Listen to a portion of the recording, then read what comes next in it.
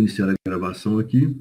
Estamos iniciando, então, o nosso tema de drogas ativas na coagulação, onde nós vamos abordar medicamentos que vão interferir na coagulação a partir da necessidade de que esse fenômeno seja modulado. Então, vamos lá. Entre as drogas ativas na coagulação que nós usamos na prática clínica estão os anticoagulantes, os antiagregantes plaquetários e os fibrinolíticos. Na verdade, todas as drogas poderiam ser chamadas de anticoagulantes, porque todas vão interferir na coagulação do sangue. Mas elas receberam essas denominações em função de como elas vão atuar na coagulação. Nós temos algumas condições clínicas onde a gente precisa de utilizar essas drogas anticoagulantes. Nós precisamos usar essas drogas tanto quanto profiláticas, para evitar fenômenos tromboembólicos, como para tratar fenômenos tromboembólicos. Então, a indicação do uso dessas drogas é para isso. Você está tratando um fenômeno trombótico ou embólico, ou está evitando um desses fenômenos usando os anticoagulantes. Aqui estão algumas condições clínicas em que a gente precisa de utilizar o anticoagulante, seja para prevenir a formação de trombos e êmbolos, seja para tratar a ocorrência desses fenômenos. Então, vamos aqui em frente. Uma das outras coisas importantes, as principais indicações de você usar anticoagulante é a prevenção desse risco. Então, aqui nós estamos vendo alguns indivíduos que têm risco, né, de ter fenômeno tromboembólico, além daquele primeiro quadrinho já apresentado, e são indivíduos, então, nos quais nós vamos utilizar anticoagulantes. Pacientes acamados, pacientes nos períodos pós-operatórios, pacientes com estase venosa, pacientes que ficam imobilizados por muito tempo, né, pacientes submetidos a cirurgias de grande porte, cirurgias ortopédicas. Então, nós temos aqui uma série de situações nas quais o uso de anticoagulante vai ser interessante. O primeiro grupo, chamados anticoagulantes, são aquelas drogas que vão atuar na cascata da coagulação. A partir do momento em que a coagulação foi desencadeada, nós vamos, então, atuar nesse processo, para impedir que o processo de coagulação gere a formação do trombo. Então, nós temos como principal mecanismo de ação dessas drogas a inibição da formação da trombina. Então, quando você impede todos esses medicamentos, a maioria desses medicamentos listados aqui nesse slide, eles são bloqueadores da etapa final da coagulação, da formação da trombina. Naquele momento em que você tem tromboplastina atuando, iniciando a tromboplastina sobre o fibrinogênio atuando, sendo convertido em trombina, trombina atuando sobre o fibrinogênio, convertendo então num coágulo, amadurecendo o coágulo, naquela etapa final, onde a trombina, a protrombina, entra em ação, é convertida em trombina, e o fibrinogênio em fibrina. Nessa última etapa, a gente bloqueando a ação da trombina, você impede a conversão do fibrinogênio em fibrina e impede a maturação do coágulo. É isso que vai acontecer lá no final, né? Então não se forma o coágulo mais. E nós temos os antagonistas da vitamina K, que são drogas que impedem a síntese da protrombina, né? Da protrombina, que através da ação da tromboplastina vai ser convertida em trombina, a protrombina ela vai deixar de formar a protrombina quando você usa os antagonistas da vitamina K. Mesmo esses inibidores do fator 10A, eles são também drogas antitrombina, vão impedir também a formação da trombina. Então, estão essas drogas aí com seus mecanismos de ação. Nesse slide, existe então aqui, está descrita a cascata da coagulação, que nós não precisamos decorar isso. A impressão que a gente tem é que isso aqui muda todo ano, né? Essa sequência de ativação de fatores da coagulação, que no final vai atuar aqui, sobre a conversão do fibrinogênio em fibrina, e isso aqui é feito através da trombina. Então, nós vamos ter essas várias drogas atuando essas várias etapas da formação final do coágulo. O que nós temos que saber, então? Que essas drogas, elas são, no final das contas, antitrombina, seja inibindo diretamente a formação da trombina, seja atuando sobre fatores intermediários, principalmente o fator 10A, né, que é o mais utilizado aí como mecanismo de ação dessas drogas. Então, aqui uma outra ilustração mostrando o momento em que cada uma dessas drogas vai atuar, né? Todas elas, então, impedindo a formação da trombina. E fora desse esquema, fora dessa cascata, os inibidores antagonistas da vitamina K. Bom, o primeiro anticoagulante que nós vamos falar dele, o primeiro anticoagulante já historicamente importante, ainda uma droga muito utilizada, são as heparinas. As heparinas, elas são produtos naturais. A gente chama de altacoide, né? Produto produzido pelo organismo com ação farmacológica. As heparinas, elas são produzidas, a heparina, né? A heparina, assim, no singular, ela é produzida no organismo humano, mas ela não tem ação anticoagulante no organismo humano. Ela parece ter uma ação lipolítica no plasma, impedir a formação de partículas gordurosas no plasma. Então, a heparina tem mais essa ação lipolítica no organismo humano. Quando você usa heparina em doses mais altas, principalmente uma heparina exógena, ela tem a ação anticoagulante, né? Ação anticoagulante inibindo a ação da trombina, né? Inibindo a ação da trombina. Tá? Então, ela é uma droga antitrombina, que é o principal efeito dela, tá? No seu mecanismo de ação. E a aceleração também da antitrombina 3, se acelera a ação da antitrombina 3, potencializando esse efeito, então, antitrombina e impedindo a coagulação. As heparinas, elas são de uso parenteral. Você não tem como usar heparina por via oral. Você não tem como usar heparina em gotas ou em comprimidos. Então, ela vai ser usada por via endovenosa ou subcutânea. Essa aqui é a questão da heparina. E a heparina natural, ela é metabolizada rapidamente. Então, você perde o efeito da heparina natural muito rapidamente quando você aplica no indivíduo. Então, quando você vai usar a heparina pura, a heparina natural, que a gente usa no nosso dia a dia, a heparina semelhante à heparina que está circulando no sangue humano, você vai ter uma droga que você vai ter que usar por via parenteral e usar repetidamente. Essa heparina natural você precisa de usar ou injeções de 4 em 4 horas ou fazer infusões contínuas. Você precisa preparar uma solução de heparina no soro, colocar na bomba de infusão e fazer infusão contínua. Então, essa heparina natural tem essa característica. A heparina, quando você usa heparina, você pode controlar o efeito através do TTPA, que é o tempo de tromboplastina parcial ativado. Esse tempo de tromboplastina parcial ativado, ele marca o tempo que o sangue demora para reagir à tromboplastina, o tempo que o sistema de coagulação demora para reagir à tromboplastina. Quanto mais longo for esse tempo, maior o efeito da heparina. Então, a gente mantém em torno de 2 a 3 vezes o valor normal. 2 a 3 vezes o valor normal. Alguns autores falam 1,5 vezes, 2 vezes e meia, mas a maioria fala 2 a 3 vezes o valor normal do TTPA. Significa que você está fazendo efeito, a heparina está produzindo efeito, você está obtendo o efeito desejado de anticoagulação.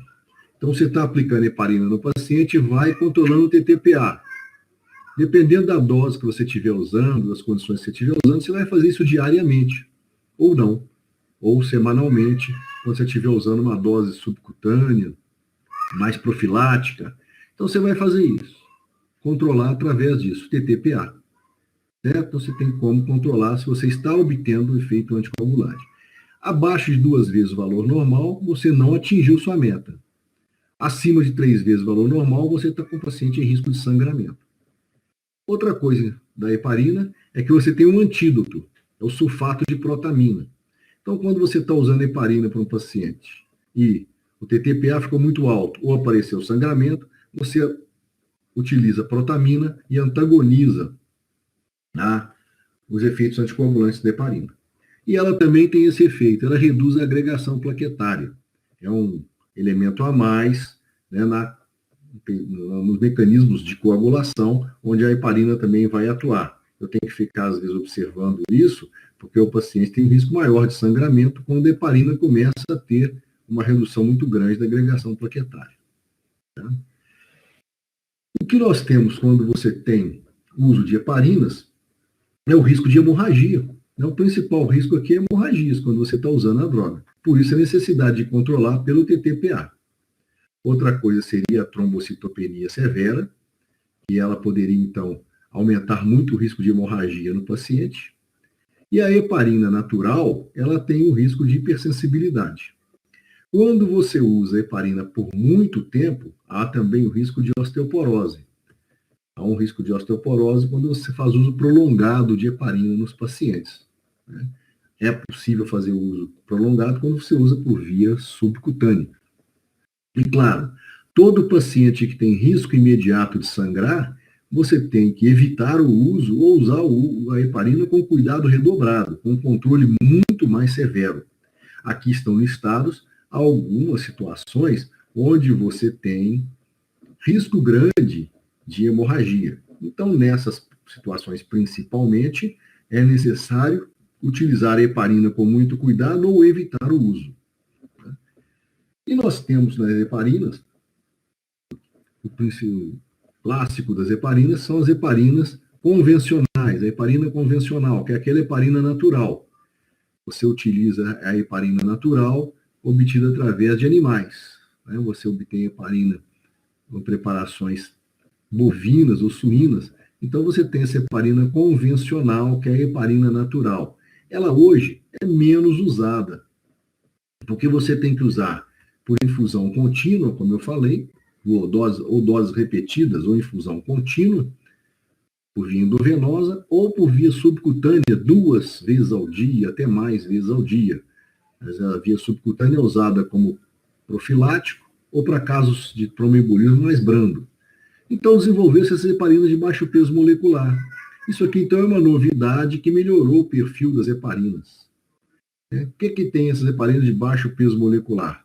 Efeito mais prolongado. Você pode usar uma vez ao dia, por via subcutânea. Então, essas heparinas de baixo peso molecular são usadas assim, por via subcutânea, vão ter um efeito prolongado, né, vão causar menos trombocitopenia, então elas são as mais usadas na atualidade. Heparinas de baixo peso molecular são sintéticas, é um produto sintético ou semissintético. Então você vai usar essas heparinas por via subcutânea para tratar os fenômenos tromboembólicos de baixa gravidade e como profilático, principalmente naqueles pacientes operados, aqueles pacientes hospitalizados, você pode usar. As duas mais usadas são essas aqui, a nadroparina e a enoxaparina. Sendo que a enoxaparina é a mais usada de todas, a enoxaparina. Você vai usar o produto de referência, o Clexane, existem outros no mercado, você vai usar principalmente hoje uma referência à escolha das heparinas de baixo peso molecular e a enoxaparina. Então, hoje é a mais usada de todas. E, eventualmente, em pacientes hospitalizados, ainda se usa a heparina convencional. Mas o que é o problema da heparina? O uso parenteral. O paciente vai ter que tomar uma injeção diária, para usar isso como profilático, vai usar no longo prazo, ou por via endovenosa. Então, isso é um fator limitante do uso da heparina. E ela fica cara para você usar no dia a dia como profilático. O paciente que teve um tromboembolismo pulmonar ou um tromboembolismo venoso vai precisar de usar anticoagulante por meses. Um paciente com fibrilação atrial crônica tem que usar o anticoagulante por anos. Então, não dá para você usar uma droga injetável. Ela ficou, então, para pacientes em situações críticas, principalmente os hospitalizados. Depois surgiram, então, os anticoagulantes orais, as drogas antitrombina orais. Então, essas drogas que você pode usar por via oral, elas hoje são as mais utilizadas. Então, nós temos um agente antitrombina com efeito, com mecanismo de ação que atua no mesmo setor da heparina, droga antitrombina, né, impede a formação, impede a ação da trombina, tá? E você pode usar por via oral. Então, aí nós temos a dabigatrana, que é usada dessa forma. Você não precisa de gravar que é texilato, mas é uma droga de absorção oral, né? Absorção oral com menor interação medicamentosa, então ser usada hoje, muito usada hoje, em terapia anticoagulante. Ela pode ser usada tanto como profilático quanto como tratamento de fenômenos tromboembólicos. Quando esse slide aqui foi feito, ela estava liberada, completamente liberada para profilaxia de trombose venosa cirúrgica. Hoje não. Hoje ela já está liberada para mais possibilidades terapêuticas. Então você já pode utilizar a dabigatrana para tratamentos mais diversos, onde você precisa da anticoagulação, tanto como tratamento quanto na profilaxia. E a dabigatrana pode ser usada em profilaxia de trombose venosa e trombose arterial. Então, você pode usar a dabigatrana em qualquer tipo de trombose, porque os mecanismos envolvendo a trombina acontecem na formação de qualquer tipo de trombo. Esses dois pacientes com insuficiência hepática ou renal tendem a ter efeitos mais acentuados dessa droga. Ela vai ser metabolizada e eliminada mais lentamente, e os efeitos anticoagulantes vão ser mais intensos.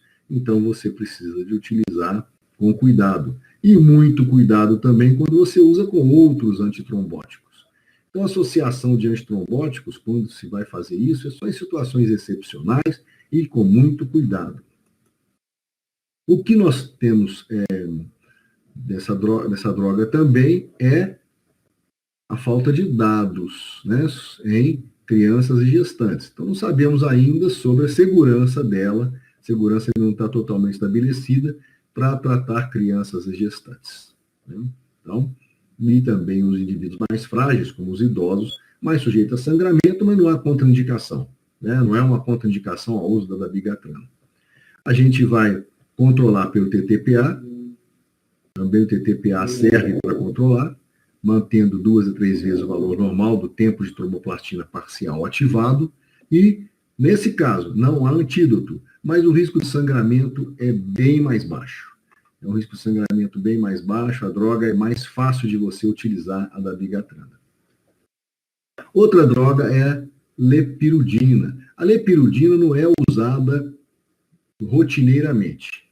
Ela não foi usada rotineiramente, existe no mercado internacional, e a única coisa é quando você está precisando de usar heparina e tem trombocitopenia severa. Não vale a pena você usar uma droga só para isso. Então, a lepirudina, apesar dela existir aí disponível nos livros, na literatura, ela não é de uso constante, contínuo para nós. E você precisa usar da mesma forma que usa a heparina. Então, ela seria um substituto da heparina quando o paciente tem trombocitopenia grave utilizando a heparina. Então, é uma droga de menor importância prática para nós. Né? Já a rivaroxabana, ela é um anticoagulante, a exemplo da dabigatrana, liberado para todo tipo de fenômeno tromboembólico. Tanto para você fazer profilaxia, quanto para você fazer tratamento. Então, você pode usar para profilaxia cirúrgica, você pode usar para fibrilação atrial crônica, você pode usar para tratar TVP, para tratar TEP, para profilaxia de TEP e TVP. Então, é um anticoagulante muito utilizado hoje. Né? Também a droga antitrombina e tem um efeito positivo. A questão com a rivaroxabana é você não ter como controlar os efeitos, porque ela não tem uma alteração padronizada, esperada, dos medidores da coagulação sanguínea, como o TTPA, o tempo de protrombina. né, o tempo de protrombina, o RNI, o TTPA, que são exames que você usa para avaliar os efeitos da droga no sistema de coagulação. Então, a gente não tem bom parâmetro de controle. Então, nós não temos como controlar. Mas o risco de sangramento é baixo. É um risco baixo de sangramento. Existe o risco de sangramento. Os pacientes podem sangrar durante o uso de rivaroxabana, mas a gente tem menos risco. Então, uma droga hoje é um anticoagulante muito utilizado. Dos mais utilizados é a rivaroxabana. O nome comercial é o Xarelto. Muita gente usa o Xarelto e para essa finalidade, como anticoagulante, profilático de fenômenos tromboembólicos. E outro, essa droga chamada Fondaparinux, um uso semelhante à heparina, mas também é uma droga de uso subcutâneo, uma droga parenteral, parenteral, que já foi superada por outros agentes. Então aqui você vai, seria uma alternativa à heparina de baixo peso molecular, mas também ela não mostrou muitas vantagens com relação a isso. Então, dabigatrana e rivaroxabana são as drogas que a gente tem mais utilidade para isso. O problema desses anticoagulantes antitrombina, tanto a rivaroxabana quanto a dabigatrana, é o custo. O custo. São drogas mais caras. Nas caixas de Xarelto custa próximo de R$200. Então, são mais caras. Essas drogas têm essa característica. E ainda nós temos hoje, com bastante usados no nosso dia a dia, a varfarina. A varfarina é um antagonista da vitamina K. Então, o que ela faz? Impede a transformação da vitamina K em forma ativa, na sua forma ativa. E aí ela não vai atuar nos fatores de coagulação. Ela bloqueia a ação da vitamina K, impede a ação da vitamina K na coagulação. A varfarina, durante muitos e muitos anos, foi o único anticoagulante oral que a gente dispunha para tratamento. O único anticoagulante oral era a varfarina. Vai usar a varfarina, vai usar anticoagulante oral, usava a varfarina. É o Marevan, então todo mundo já conhecia o Marevan. A questão da varfarina é que ela tem uma série de dificuldades para a gente utilizar. Primeiro, você precisa de alguns dias. Então, quando a gente ia tratar um paciente com fenômeno tromboembólico, nos 3 primeiros dias a gente tinha que dar heparina junto. É o período em que essa droga demora para iniciar seus efeitos. Então, a gente dava heparina junto, do 3º dia em diante ficava só com a varfarina. E no início, ela diminui o nível de proteína C e pode causar uma hipercoagulabilidade transitória. Então, por isso que nos 3 primeiros dias, a gente tinha que usar a varfarina junto com a heparina e depois deixar só a varfarina. E outra coisa importante é a quantidade de vitamina K que o indivíduo ingere. Então, a vitamina K na dieta, a gente tem muitas fontes de vitamina K, somente entre os vegetais, e o indivíduo vai ingerindo vitamina K e vai antagonizando o efeito da varfarina. Então, a gente tinha uma dificuldade muito grande, temos uma dificuldade muito grande de controlar os efeitos da varfarina, porque nós temos dificuldade de controlar a ingestão de vitamina K na dieta. E mesmo bactérias intestinais são capazes de produzir vitamina K. Então, da própria flora, da própria microbiota intestinal, você tem produção de vitamina K que pode interferir na ação da varfarina. E quando você tem sangramento, tem efeitos hemorrágicos, quando você usa varfarina, você tem que usar a vitamina K. E vai demorar 2 a 3 dias para obter resposta também. Então, às vezes, o paciente começa a sangrar, você vai repor vitamina K para ele parar de sangrar, e vai demorar 2 a 3 dias para você obter o efeito. Então, é uma droga com essa dificuldade de você utilizar para antagonizar também. Às vezes, muitos pacientes com sangramento grave, você tinha que fazer transfusão de plasma fresco para ele, para transfundir elementos da coagulação e tentar parar o sangramento, enquanto a vitamina K que você está tentando repor fazia efeito. Para controlar os efeitos da varfarina, a gente usa atividade protrombina e RNI, que é um índice internacional que mede a atividade da protrombina. O RNI normal é 1. A gente vai manter o RNI entre 2 e 3, que é marcador de efeito anticoagulante. RNI acima de 3, risco de sangramento. RNI abaixo de 2, não está havendo anticoagulação. Então, RNI entre 2 e 3, para você manter a controlar a anticoagulação induzida pela varfarina. Mas você vai ter essa questão da variabilidade.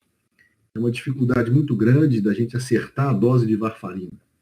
O paciente está usando meio comprimido, você passa para um pouquinho acima, meio comprimido não está funcionando, você passa um pouquinho acima, dá um quarto a mais, ele sangra, passa de RNI fica muito alto. Você tira um pouquinho, o RNI vai para baixo de 1. Então você fica em torno de 1. Então você tem uma dificuldade muito grande, às vezes no mesmo paciente, de ajustar a dose. A gente às vezes custa fazer isso. E a gente precisa de examinar o sangue do paciente, às vezes semanalmente. Semanalmente ele tem que fazer dosagem do RNI dele para a gente ver os efeitos. Quando você já consegue estabelecer uma dose segura, já de longo prazo, você pode diminuir a frequência da avaliação do RNI, mas nós precisamos de usar isso com muita frequência. E a questão da interação medicamentosa, com anti-inflamatório, com antihipertensivo, com hipoglicemiante, com antialérgico. Muitos medicamentos desalojam a varfarina da sua ligação proteica e potencializam a anticoagulante. Então, é uma droga que nós usamos durante muitas décadas, ainda se usa muito, pelo baixo custo dela, mas com essa dificuldade de manter o controle, né? E ela tem ainda alguns outros efeitos, né, são esses efeitos, alopecia, urticária e algumas farmacodermias, como necrose cutânea. Então, tem esse efeito. E ação teratogênica. Então, nós não podemos usar varfarina em grávidas, em mulheres que estão amamentando, até ação teratogênica. Então, a gente tem esse problema ainda com a heparina, ou com a varfarina. Desculpa, varfarina. E o risco de hemorragia também ser muito grande. Aqueles pacientes que têm doença hepática já têm baixa atividade de protrombina, já têm RNI elevado, porque o fígado deficiente já produz pouca protrombina. E se você usa varfarina, você pode induzir sangramentos, como nesses indivíduos com doença hepática crônica.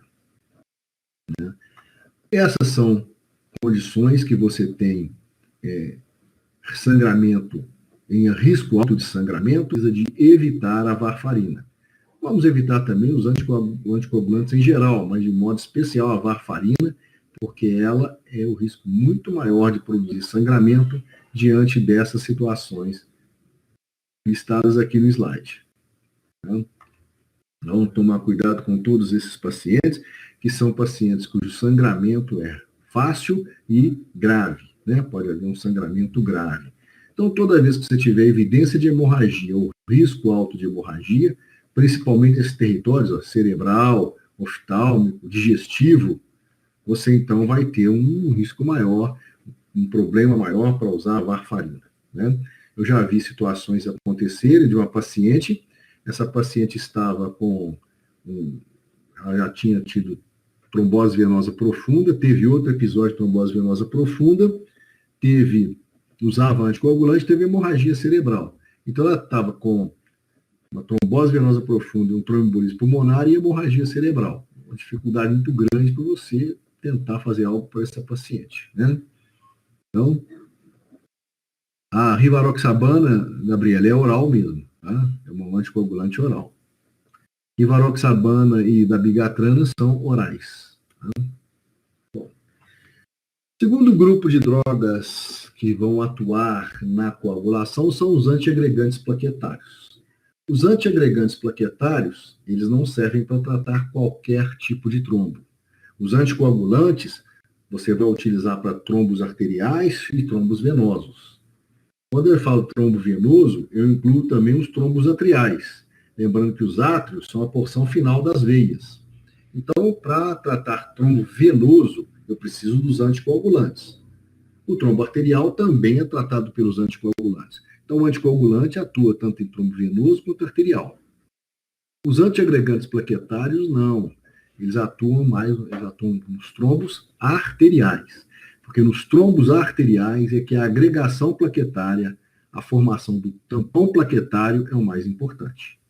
Então, nas artérias, quando você tem uma lesão endotelial, você forma um grumo de plaquetas naquela lesão endotelial, naquela alteração endotelial, e ativa o resto da cascata da coagulação.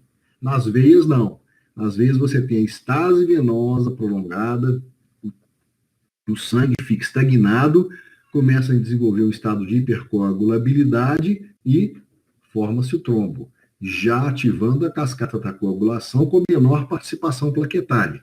Já na artéria, não. A participação plaquetária é grande. Então, o antiagregante plaquetário, ele serve para tratar, para prevenir, principalmente profilático, de tromboses arteriais. Esse slide aqui ele é o contrário, né? Ele é de baixo para cima.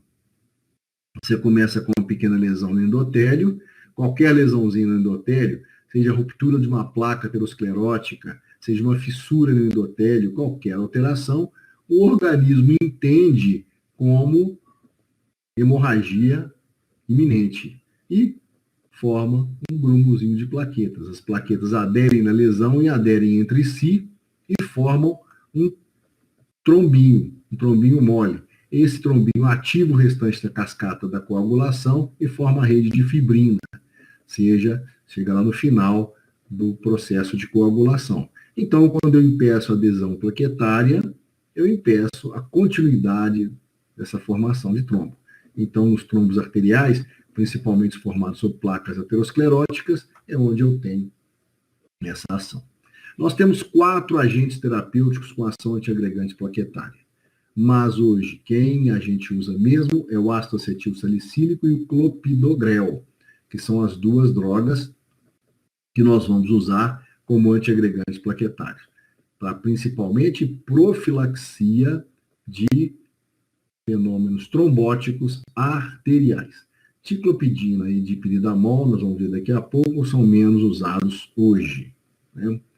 Então, aqui nós temos como que nós vamos atuar, né, um resumo dos momentos de atuação dos antiagregantes plaquetários. Nós vamos falar isso aqui nos próximos slides, na forma de texto, né, para ficar mais claro. Primeiro, então, é o clopidogrel. O clopidogrel é uma droga, um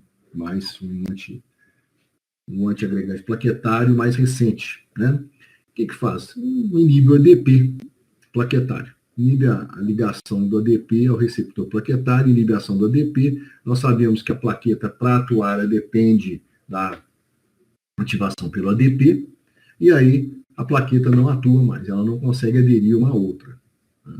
Essa droga, quando você começa a usar, você precisa de um tempinho, né? Um tempinho. Então, ela vai atingir o máximo de ação depois, entre o 3º e o 7º dia, e vai declinar a sua ação quando você para de usar, mais ou menos 5 dias depois. Então, é uma droga que demora para iniciar o efeito e demora para também interromper o efeito. Então, ela precisa de ser ativada previamente, precisa de passar pelo fígado, ser ativada, iniciar a sua ação, e aí, quando você suspende, demora um pouquinho também para aceder a essa ação. Então, aqui, nós vamos falar principalmente, profilaxia do acidente vascular cerebral ou acidente vascular encefálico e profilaxia do infarto do miocárdio. Essa outra indicação, preparar o paciente para angioplastia, é uma indicação especializada que às vezes os cardiologistas usam quando vão fazer angioplastia, vão fazer revascularização miocárdica no paciente. Mas a principal indicação aí é você usar como profilático do AVC e do infarto do miocárdio. Tá? É um profilático. Então, é uma droga de uso contínuo, uma droga que você vai usar continuamente. O tratamento das fases agudas é um uso pouco importante dessas drogas. A droga principal, o uso dela é o uso contínuo. Então, o paciente que teve um infarto, que já fez uma angioplastia, paciente que já teve um AVC, é usado, então, o clopidogrel. Né? O problema principal de você usar essas drogas é o risco de hemorragia.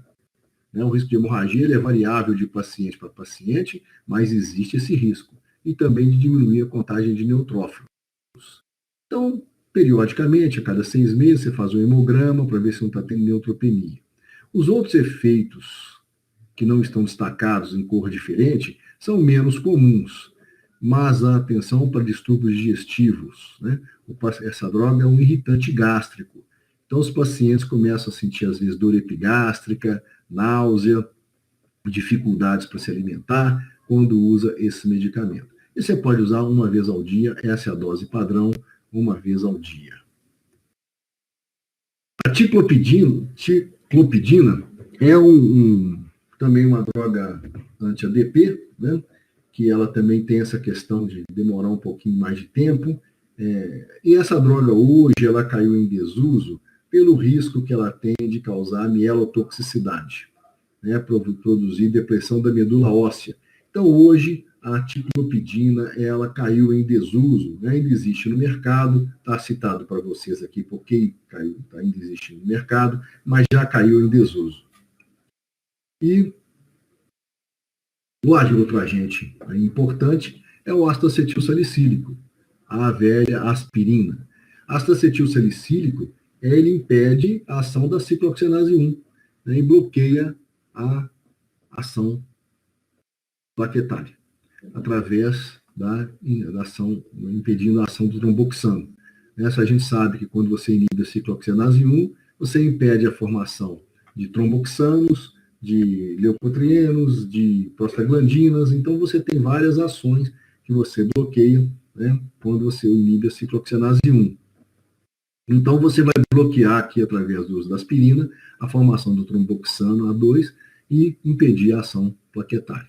A ação do ácido acetilsalicílico sobre a plaqueta é muito marcante. Então, quando você usa essa droga sobre as plaquetas, aquela plaqueta sob a ação do ácido acetilsalicílico, ela não volta mais a funcionar. Ela precisa ser substituída.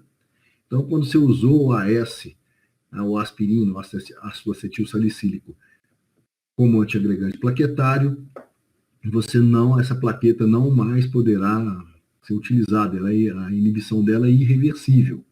Então, essa droga é uma boa indicação para tratamento da doença arterial coronariana, profilaxia do infarto do miocárdio e do AVC, da mesma maneira que o clopidogrel. Então, pacientes que já tiveram AVC, que já tiveram infarto, frequentemente usam essa droga.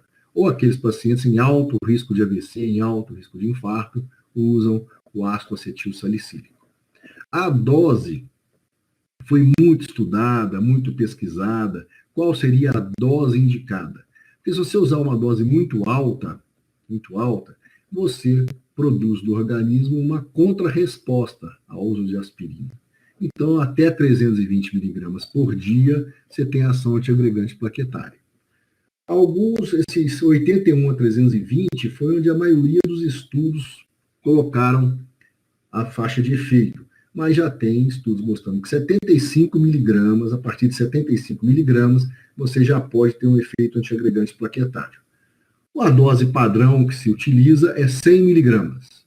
100 miligramas de ácido acetilsalicílico, uma vez ao dia, seria suficiente para você obter a profilaxia dos fenômenos trombóticos arteriais. O grande problema do uso da AS é o risco de hemorragia digestiva. De todos eles, de todas essas, a hipersensibilidade é também importante, muitas pessoas têm gente que tem até inclusive broncoespasmo induzido pela aspirina, mas o principal são as hemorragias digestivas. Em alguns casos, provavelmente em idosos que muita gente pensava em fazer uso contínuo de aspirina, mesmo naqueles que nunca tiveram AVC, que nunca tiveram infarto, começar a usar direto em idoso de risco, a droga diminuiu realmente em 42% a 45% o risco de AVC, mas aumentou em quase 70% o risco de hemorragia digestiva. Então, a gente não usa em profilaxia primária, só naqueles pacientes que já tiveram AVC ou infarto, ou estão em grande risco de AVC ou infarto, por causa do risco de hemorragia, principalmente hemorragia digestiva, que existe associado à aspirina. E o outro é o dipridamol. O dipridamol, hoje, ele também já deixou de ser usado como antiagregante plaquetário. Tem esse efeito, mas já deixou de ser usado. O dipridamol hoje é usado muito mais por um efeito vasodilatador que ele tem. Então, ele é usado em testes né? Quando você quer fazer exames com estresse, testes ergométricos com estresse, cintilografia cardíaca com estresse, você produz vasodilatação para aumentar o trabalho cardíaco. Então, hoje, como antiagregante plaquetário, ele já deixou de ser utilizado, mesmo nesses portadores de próteses metálicas, próteses valvares metálicas. Então, já é uma droga já em desuso para essa indicação, né?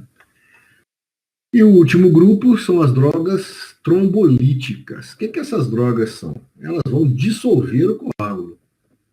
Quando você usa os anticoagulantes, eles impedem a formação do coágulo. Tá, pessoal? Então o paciente já tem uma TEP, o paciente já tem um infarto, o paciente já tem. Eu estou usando lá da bigatrana, estou usando heparina. Ele não dissolve o coágulo, não? Não. Heparina, da bigatrana, os anticoagulantes em geral, não dissolvem coágulo, bloqueiam a formação do coágulo. E o organismo vai lá e remove aquele coágulo, né? Uma droga anticoagulante, quanto mais tempo você demora, maior fica o coágulo. Então, quanto mais cedo você usa, melhor. Então, os anticoagulantes, eles fazem isso, eles diminuem, param o processo de formação do coágulo e o organismo vai lá e absorve aquele que já está formado. O antiagregante plaquetário é a mesma coisa, impede a formação do coágulo, impede a formação do trombo. Essas drogas trombolíticas, elas têm um efeito diferente, elas vão dissolver o coágulo. Seria muito bom, então pronto, por que não usamos só trombolíticos? Porque a gente não consegue usar essas drogas com tanta facilidade. Vamos falar então um pouquinho desses trombolíticos, né? O que essas drogas fazem? Ativam a formação, aumentam a formação de plasmina. Nós sabemos que plasmina é o dissolutor, quem dissolve o coágulo, né, fisiologicamente. Então, quando você formou um coágulo, reparou a parede do vaso, no caso de uma lesão, você faz a coagulação, forma o coágulo, impede a hemorragia, depois vem a plasmina, dissolve esse coágulo e limpa a parede do vaso. Então, essa plasmina, ela faz o quê? Degrada a rede de fibrina formada no coágulo, e o coágulo amolece e é dissolvido. Ele se desfaz. Então, o que essas drogas fazem? Ativam a formação da plasmina. Elas agem sobre o plasminogênio, que é livre no plasma, e transforma em plasmina. Então, você bloqueia os fenômenos de coagulação, tanto em artérias quanto em veias. Né? Em veias. E você vai causando lise da fibrina e pode causar também isso aqui, fibrogenólise. Aí começou o problema. Você começa a consumir o fibrinogênio, a degradar o fibrinogênio circulante e o paciente, de repente, começa a sangrar, porque ele não consegue mais manter os mecanismos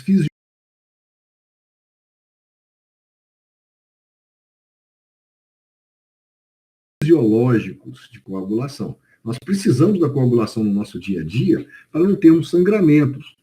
Nós temos microlesões em vaso o tempo todo, estamos o tempo todo precisando de ativar nossa coagulação. Então, se você consumir o fibrinogênio, ou destruir o fibrinogênio circulante, você vai acabar tendo uma dificuldade muito grande de coagular o sangue onde é necessário. E o risco de hemorragia, então, vai ficando muito grande. Tá? Então, hoje, quando é que nós vamos usar fibrinolíticos? Em tromboembolismo pulmonar severo. Mas precisamos que o paciente esteja estabilizado do ponto de vista hemodinâmico. O paciente estiver em choque obstrutivo, o paciente estiver muito mal, você vai agravar o quadro dele, vai provocar hemorragia.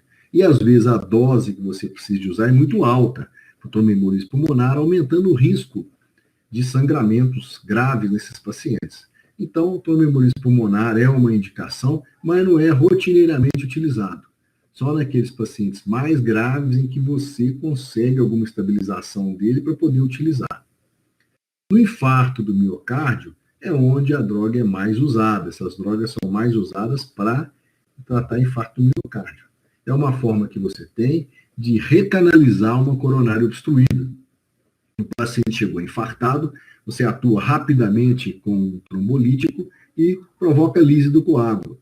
Existe a possibilidade até de você fazer as injeções de fibrinolítico dentro da coronária. Você faz um cateterismo no paciente, vai lá no ósseo coronariano e injeta lá essa droga.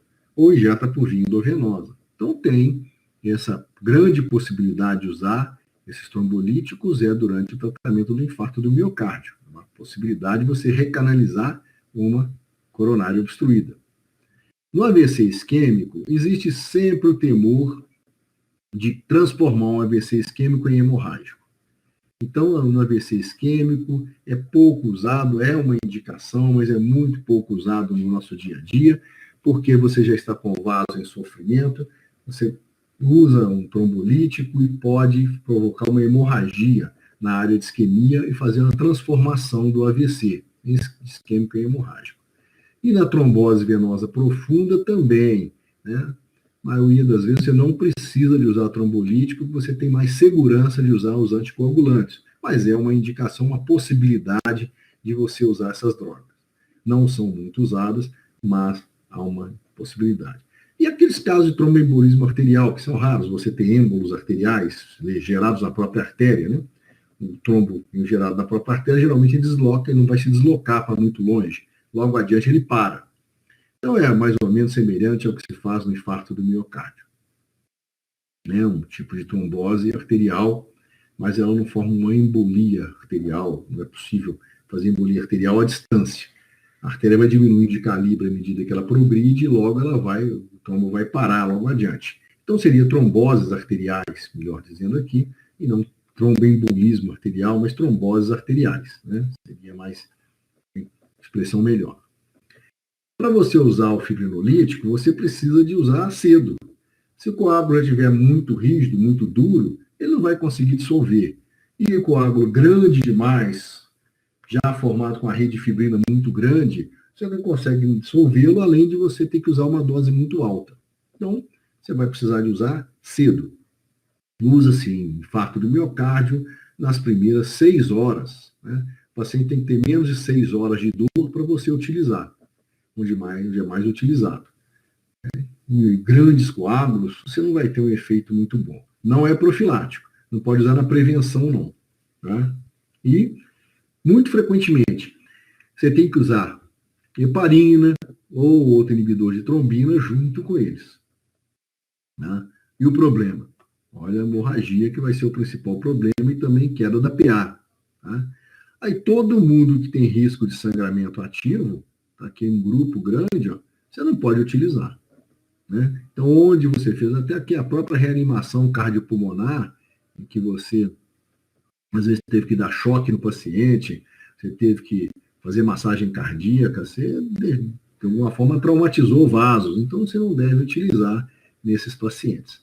Então, aqui estão listados aqueles pacientes que você tem grande risco de sangramento e que você não deve usar mesmo a terapia trombolítica ou fibrinolítica. E aqui estão as drogas. A primeira geração, hoje já bem menos utilizada, começa com a streptokinase, que foi a droga que inaugurou a possibilidade de uso de trombolítico. Foi a droga que conseguiu evitar a obstrução definitiva de coronárias em pacientes que tinham infarto do miocárdio. Então, essa droga foi muito usada durante muito tempo.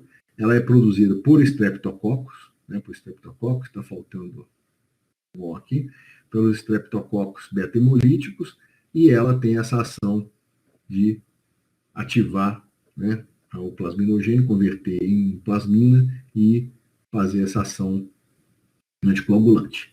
O problema dela era isso, ó, a lise que ela provoca no fibrinogênio e aumentando muito hemorragia. E como é um produto natural, produzido por um ser vivo, tinha esse risco de causar reações alérgicas. Mas foi usada durante muito tempo, salvou muitas vidas a streptokinase.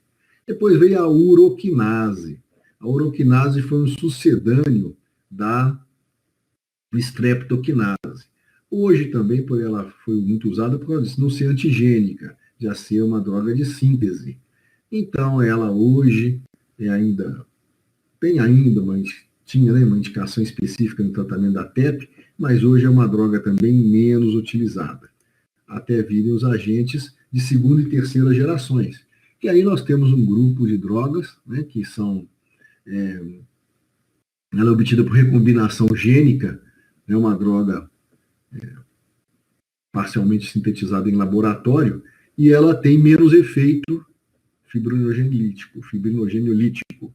Então, menos efeito danifica menos o fibrinogênio, diminui o consumo de fibrinogênio também, então são drogas mais usadas na atualidade. Então, a alteplase é uma delas, e nós temos os seus sucedâneos, retaplase, tecniteplase e anistreplase, que são essas drogas mais usadas hoje, na atualidade.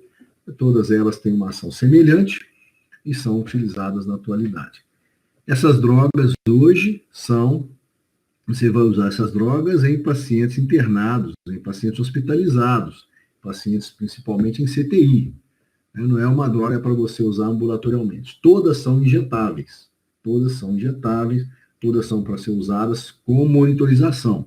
Então, elas estão aqui, não vai fazer parte da vida, do dia a dia da maioria de vocês, mas elas estão aqui para vocês verem que, então, nós temos essa possibilidade. Então, nós temos possibilidade de tratar trombos venosos e arteriais com anticoagulantes, antiagregantes plaquetários e fibrinolíticos. E lembrando que os antiagregantes plaquetários são voltados para trombos arteriais.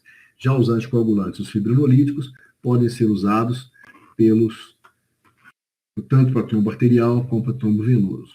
Então, aqui foi só um estudo comparando a streptokinase, que foi a primeira droga, com a alteplase, que é droga já de última geração, mostrando o menor risco, a melhor utilização das drogas de última geração.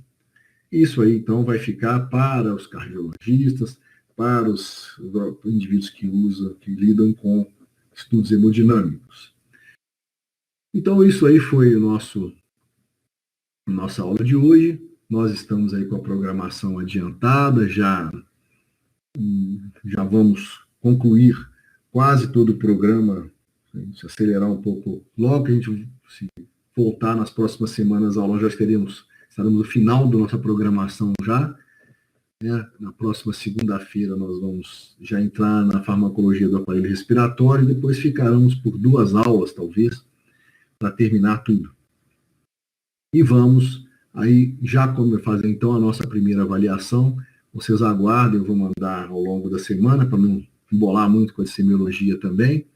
E vocês já vão começar a me responder, já valendo então os pontos da primeira prova. Tá? E aí em breve nós vamos, dependendo de quanto durar o isolamento social, nós vamos fazendo os nossos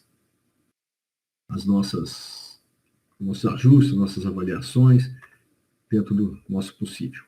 Ok? Então, bom dia para vocês e até a próxima. O trabalho de farmácia vai ser também no grupo de sêmio.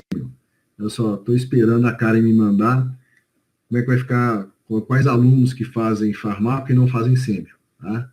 Mas já estamos